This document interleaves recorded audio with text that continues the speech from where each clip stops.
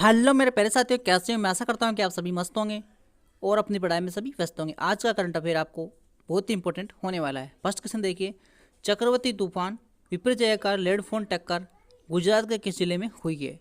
तो ऑप्शन आपके सामने दे रखे हैं, कमेंट बॉक्स में करके जरूर बताएं। चार ऑप्शन आपके सामने दे रखे हैं, तो इसका राइट आंसर हो जाएगा कच्छ। यानी कच्छ गुजरात का एक जिला है, वहाँ पर ये तूफान आया है। ठीक है, इसके बारे में बताते हैं आपको, इसके बारे में आपको डिटेल से बताएंगे। इसका राइट आंसर हो जाएगा कच्छ। ठीक है, इसके बाद देखिए चक्रवात का लेड फोन क्या है।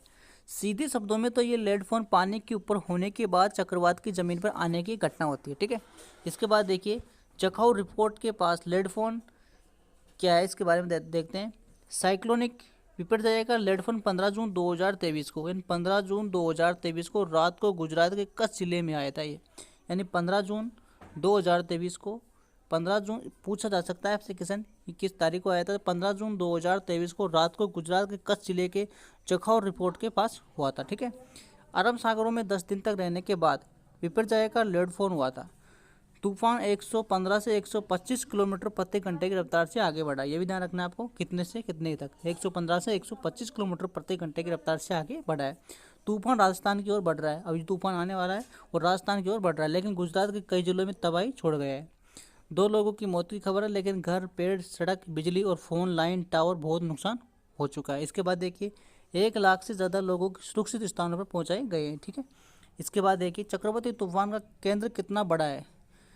विपर्जय तूफान के केंद्र आईबॉल का व्यास 50 किलोमीटर का है, जबकि तूफान का बाकी हिस्सा सैकड़ों किलोमीटर में फैला हुआ है। ठीक है, ये आपको ध्यान रखना है। इसके बाद देखिए इसका विशाल आईबॉल 2019 के चक्रवात तूफान, यानी जो इसका जो 2019 के चक्रवाती तूफान, 2019 में चक्रवाती तूफान आया था फनी, और 2022 में आया था, यानी 2019 में चक्रवात आया था फनी और 2019 में तो आया था फनी और 2020 में आया था, 2020 में अम्फान अम्फान तूफान भी आया था। सबसे बड़ा तूफान है।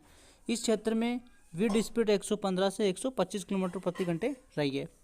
इसके बाद देखिए आगे, इसमें फिर दे रखा है लेड फोन को पूरा होने के बाद, हालांकि खुद को बनाए रखने के लिए नमी के अभाव में चक्रवाती बहुत ही जल्दी भाप स्टॉर्म खो देता है। हालांकि इसका प्रभाव आगे 2 से 3 दिन तक बना रहेगा। इसका हल्का प्रभाव दिल्ली हरियाणा तक रहने को मिला है। ठीक है, ये पॉइंटों को सभी को आपको ध्यान रख के चलना है।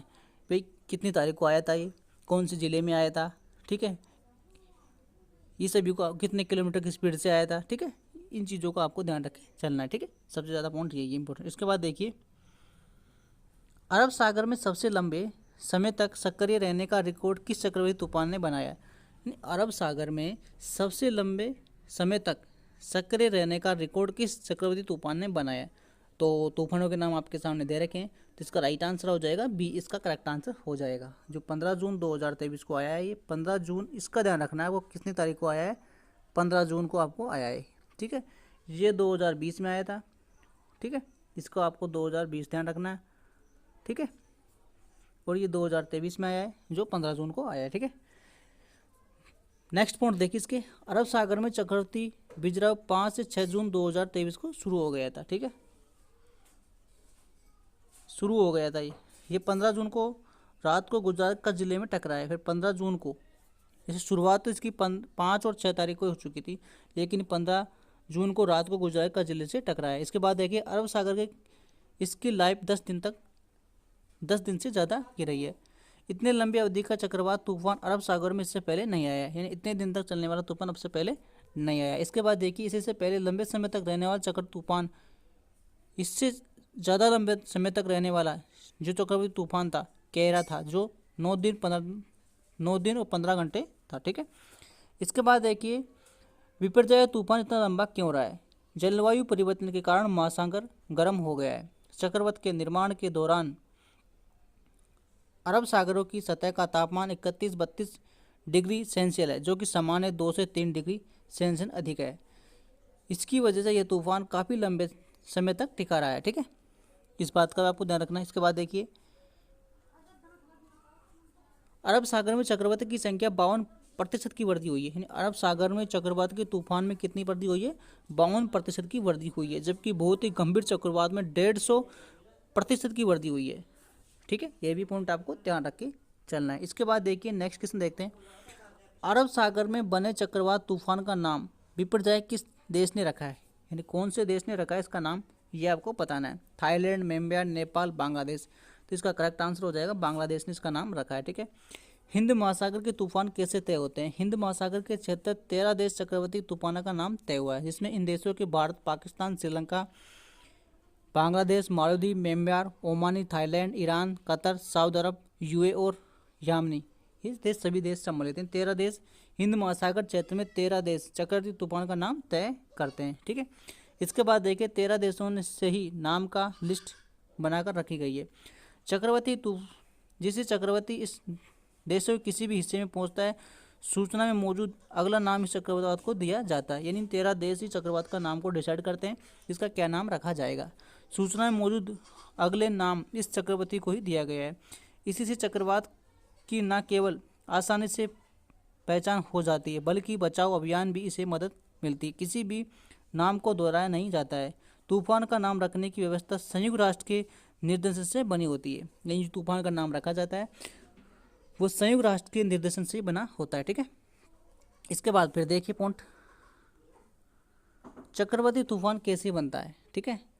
जब समुद्र में कम दाब का क्षेत्र बनता है तब चक्रवाती तूफान उठता है। जब समुद्र में कम दाब का क्षेत्र बनता है तब चक्रवाती तूफान उठने लगते हैं। ये सवाल होगा कि समुद्र में कम दाब का क्षेत्र क्या होता है और ये कैसे बनता है। इसके लिए ग्लोबल वार्मिंग जिम्मेदार है।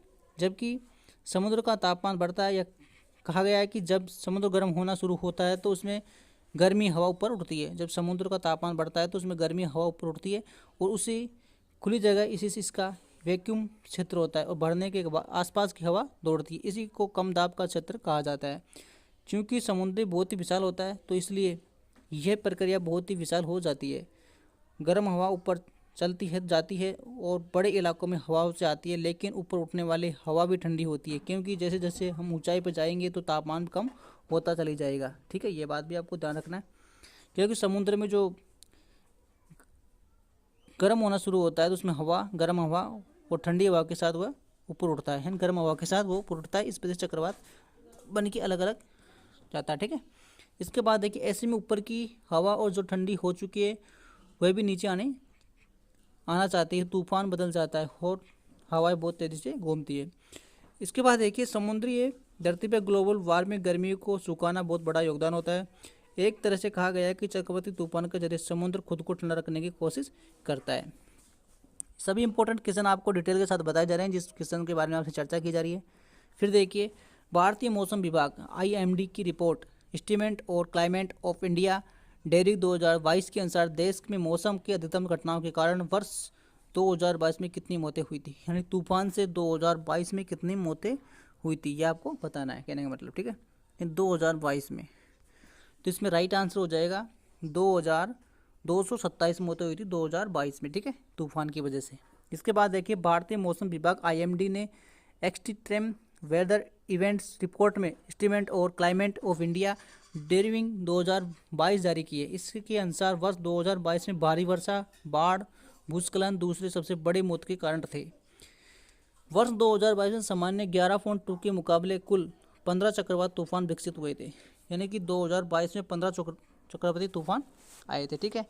पिछले वर्ष में एक्सट्रीम वेदर इवेंट के कारण मौतें जैसे 2022 में इतनी हुई थी, 2021 में और 2020 में, यानी बढ़ती चली जा रही हैं। ठीक है। इसके बाद देखिए फिर किस वेदर इवेंट से कितनी मौतें हुई है, यानी कौन कौन से, तो इसमें आपको देख लेना है इनको कौन कौन सी पॉइंट है। ठीक है। इसके बाद देखिए IMD वाला इसकी फुल फॉर्म, इसका मुख्यालय कहाँ है, नई दिल्ली में, और IMD इसका जो इसकी स्थापना हुई थी 1875 में हुई थी।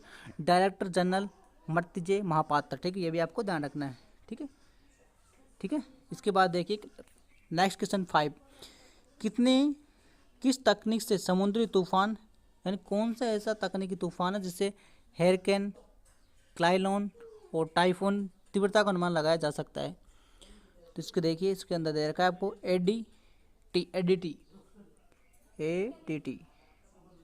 ADT का मतलब होता है एडवॉक्स डर्बिंग तकनीक। ठीक है, इसके बारे में आपको बताते हैं। इसका उपयोग हरिकेन, क्लाइनिक और डिफाइन तीव्रता का अनुमान तूफान के बारे में से पता लगाया जा सकता है। इसकी वजह से नुकसान का अनुमान पहले से ही हो जाता है कि लाखों की लोगों की जान बचाई जा सकती है। पहले इस तकनीक को डेरविक तकनीक भी कहा जाता है, लेकिन 2022 में एक सॉफ्टवेयर अपडेट के बाद इसे डेविक तकनीक का नाम दिया गया। इस तकनीक के लिए सैटेलाइट की मदद भी ली जाती है। मौसम विभाग ने इस तकनीक को विकसित किया है। इसका निर्धारण 20 सितंबर 2022 को 100 वर्ष की उम्र में हुआ है। ठीक है, इसके बाद देखिए यानी इस तकनीक का जो विकास किया गया था वर्ण इसने टिप्पणी किया था। ठीक है, नेक्स्ट देखिए 6 नंबर का, किस राज्य की कैबिनेट में यानी किस राज्य की कैबिनेट ने धर्मांतरण विरुद्ध कानून को पास में लिया है? कर्नाटक, तमिलनाडु, आंध्र प्रदेश, राजस्थान। तो कर्नाटक इसका करेक्ट आंसर हो जाएगा। ठीक है, यानी कर्नाटक ए इसका करेक्ट आंसर हो जाएगा। फिर देखिए इसके बारे में डिटेल क्या क्या है वो भी आपको करवाते हैं। कर्नाटक में कांग्रेस सरकार ने राज्य की धर्म की स्वतंत्रता के अधिकार के संरक्षण अधिनियम 2022 को निरस्त करने की घोषणा की है। फिर से सुनिए, कर्नाटक में कांग्रेस सरकार ने राज्य के धर्म की स्वतंत्रता के अधिकार के संरक्षण अधिनियम 2022 को निरस्त करने की घोषणा की है। यह फैसला 15 जून 2023 को हुआ और राज्य कैबिनेट बैठक में हुआ है। यह धर्मांतरण विरुद्ध कानून 2022 में विश्वराज मुंबई के नेतृत्व वाले कर्नाटक बीजेपी सरकार लेकर आई थी। पाठ्य पुस्तक को बदलना, मंत्रिमंडल ने स्कूल पाठ्यक्रम के आरएसएस के संस्थापक केवी हेडगेवर को हिंदुआ विचारक डीवी सावरकर के साथ दक्षिण पथ कार्यता चक्रवात को सुल्बन द्वारा लिखित सामग्री को हटाने का फैसला लिया है, जिसे पिछली सरकार ने सम्मिलित किया गया था। दूसरी ओर यानी चैप्टर से पार्ट, ये चैप्टर जो की किताबों में जो चैप्टर थे उनको हटाना और जोड़ने के बारे में इसको देख लेना आप। ठीक है, इसके बाद देखिए कर्नाटक की जो सीएम है वो आप देखते हैं, गवर्नर कौन है, राजधानी आपको देख लेनी है। ठीक है, ये 3-4 पॉइंट आपको राज्य के बारे में ध्यान रखना जरूरी है। फिर देखिए 7 क्वेश्चन, 5 और राज्य खाद्य सुरक्षा सूचकांक 2022-23 के बड़े राज्यों की श्रेणी में पहले स्थान किस राज्य ने पाया है यानी खाद्य सुरक्षा के मामले में? ठीक है, तो केरल इसका करेक्ट आंसर हो जाएगा। 5वां खाद्य सुरक्षा सूचकांक में केंद्र सरकार और परिवार कल्याण मंत्री डॉक्टर मनसुख मांडविया ने खाद्य सुरक्षा दिवस 7 जून 2023 को जारी किया है। इस रिपोर्ट की पहले 7 जून 2019 को जारी की गई थी। फिर देखिए रैंकिंग में केरल फर्स्ट नंबर पे है, फिर पंजाब है, फिर तमिलनाडु है। कुछ और पॉइंट देखिए इसमें, जनसंख्या के अनुपात में खाद्य क्षेत्र में मानव संसाधन की उपलब्धि है, आकार और जनसंख्या के अनुरूप लाइसेंसिंग और पंजीकरण के खाद्य व्यवस्था का कवरेज है, उपभोक्ता शिकायत पर ध्यान देना तत्परता है, हेल्प डेस्क और पोर्टल उपलब्ध है, खाद्य पदार्थों की गुणवत्ता सुनिश्चित करने के लिए खाद्य परीक्षण, अवसंरचरण, निगरानी और निगम कर्मचारी प्रयोगशाला, इनको आप देख लेना, खास पॉइंट नहीं है। ठीक है, इसके बाद देखिए पांचवा खाद्य सुरक्षा सूचकांक में छोटे राज्यों की श्रेणी में पहला स्थान है। सबसे बड़ा था आपको पता है केरल, छोटे राज्य में आ जाएगा गोवा। ठीक है, यानी इसमें देखिए छोटे राज्य में गोवा शीर्ष पर रहेगा, मणिपुर दूसरा रहेगा और सिक्किम तीसरे स्थान पर रहेगा। 9वां क्वेश्चन देखिए, 5वें खाद्य सुरक्षा 2022-23 के केंद्र शासित प्रदेशों में फर्स्ट स्थान पर केंद्र शासित प्रदेशों में कौन रहा है? तो केंद्र शासित में रहा है फर्स्ट पे जम्मू कश्मीर, इसके बाद दिल्ली दूसरा, तीसरा चंडीगढ़ हो जाएगा। ठीक है, 10वां क्वेश्चन देखिए, किस अशांति राज्य में बीजेपी ने केंद्रीय मंत्री आर के रंजन के घर में आग लगा दी है? फिर देखिए किस अशांति राज्यों में भीड़ ने केंद्रीय मंत्री आर के राजन के घर आग लगा दी है? मणिपुर, असम, नागालैंड और त्रिपुरा। तो मणिपुर इसका करेक्ट आंसर हो जाएगा। ठीक है, मणिपुर इसका करेक्ट आंसर हो जाएगा। इसके बाद देखिए न्यूज़पेपर इंडियन एक्सप्रेस के अनुसार केंद्रीय विदेश मंत्री आर के राजन के घर में 15 जून 2023 की रात को भीड़ ने आग के हवाले कर दिया गया। यह घटना मणिपुर राजधानी इम्फल में हुई है। घटना के वक्त केंद्रीय मंत्री वह घर पर नहीं थे, केवल केरल में थे। केंद्रीय मंत्री ने कहा है कि उपद्रवी पेट्रोल बम लेकर आए थे और मेरे घर के पुतले और पहली मंजिल के नुकसान पहुंचाया है। दरअसल मणिपुर में 3 मई से 2 समूह है मैइत कुकी के बीच में अक्सान झपट हो रही थी, इसमें 100 से अधिक लोग मारे गए। घरों से आग लगाने की घटना तब हुई जब सेना आपस में राइफल्स ने हाल ही में संघर्षग्रस्त राज्यों के हिस्से में तेजी की।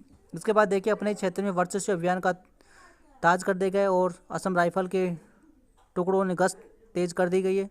जहां वे अवरोधी बनाए गए उन्हें हटाया गया है। मणिपुर का सीएम कौन है, गवर्नर कौन है, आपको देख लेना। 11वां देखिए अंतर्राष्ट्रीय परिवार प्रवेश दिवस कब मनाया जाता है? तो ये मनाया जाता है 16 जून को। इसकी थीम क्या रही है ये भी आपको देख लेना। इसकी थीम रही वित्तीय संविवेदन और लागत में कमी के लिए डिजिटल प्रण। ठीक है, ये दिवस संयुक्त राष्ट्र द्वारा घोषित किया गया है। वर्ल्ड बैंकों की रिपोर्ट में माइग्रेशन एंड डेवलपमेंट 37 के अनुसार भारत के 2022 में भारत के रेमिटेंस के जरिए करीब $100 बिलियन मिला है। भारत दुनिया में सबसे ज़्यादा रेमिटेंस पाने वाला देश है, जिसमें देखिए कौन कौन से देश फर्स्ट पे रहे हैं। भारत $100 बिलियन हो गया, मैक्स में 60, चीन में 51, फिलीपींस में 38 और मिस्र में 32। ठीक है, इस प्रकार से आपके जो भी इंपॉर्टेंट क्वेश्चन थे मैंने आपको 11 क्वेश्चन करवाए, लेकिन इनसे रिलेटेड जुड़ के आपसे कम से कम 25-30 क्वेश्चन हो चुके हैं, क्योंकि एक ही क्वेश्चन में आपको 4-5 क्वेश्चन करवाए गए हैं। ठीक है, क्योंकि डिटेल से आपको वीडियो करवाया गया है और आपने एंजॉय के साथ देखा होगा। ऐसी करंट अफेयर आपको डेली मिलती रहेगी, इसलिए चैनल को सब्सक्राइब लाइक जरूर करते रहे। आपका धन्यवाद।